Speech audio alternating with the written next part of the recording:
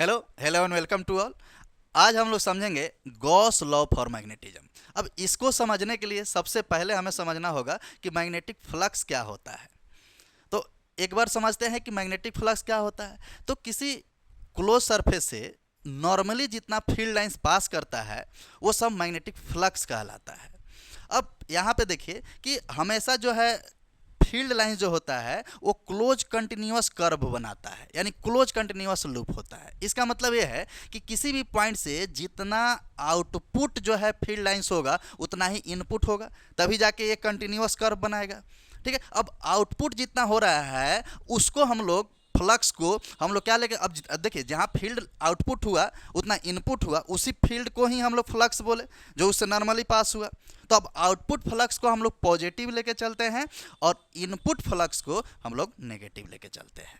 ठीक है, तो अब इसका नेट जब हम लोग फ्लक्स देखेंगे तो दोनों को ऐड करेंगे तो जीरो के बराबर हो जाएगा।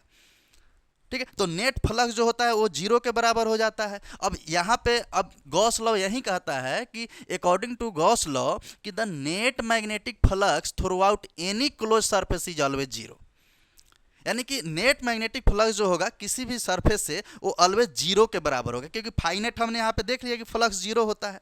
ठीक है, और फ्लक्स का फॉर्मूला बी डी ए होता है, बी डॉट डी ए का डॉट प्रोडक्ट होता है। तो उसी के लिए हमने यहाँ पे देखिए एक डायग्राम बनाया, इसको हम लोग एक बार समझ लेते हैं। इधर से देखिए जितना फील्ड लाइंस इनपुट हो रहा है उतना ही इधर से आउटपुट भी हुआ। ठीक है, अब यहाँ पे हमने क्या किया कि एक एलिमेंटल सेक्शन डीए लिया। ठीक है, और देखिए डीए लिया, अब इसका जो है फ्लक्स देखिए कुछ इस तरीके से कि बी डॉट डीए का डॉट प्रोडक्ट लिए। अब पूरे सेक्शंस के लिए फ्लक्स के लिए हम क्या करेंगे, पूरे सेक्शंस के लिए इसको हमको इंटीग्रेट करना पड़ेगा।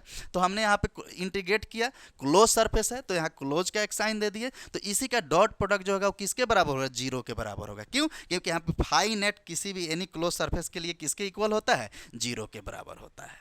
ठीक है, तो इसीलिए फाई नेट यहाँ पे क्या होगा, जीरो के इक्वल हो गया। अब फ्लक्स जीरो के इक्वल हो गया तो इसका जो गॉस लॉ फॉर मैग्नेटिज्म का जो कॉन्सिक्वेंसेस है वो ये कहता है कि मैग्नेटिक मोनोपोल्स नेवर एग्जिस्ट।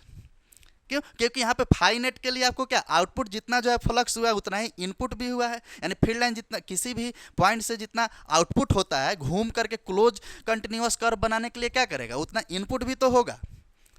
ठीक है, तो इसीलिए जो है वो कभी एगो पोल एग्जिस्ट नहीं, मोनोपोल का भी एग्जिस्ट नहीं करता है। तो ये हुआ हमारा गॉस लॉ फॉर मैग्नेटिज्म।